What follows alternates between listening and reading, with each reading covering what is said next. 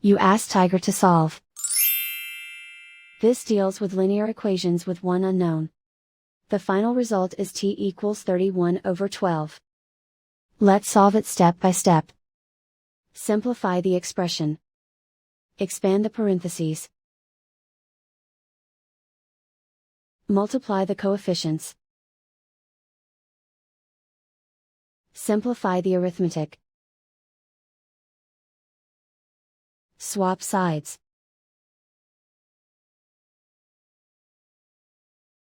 Group all constants on the right side of the equation. Add 48 to both sides. Simplify the arithmetic.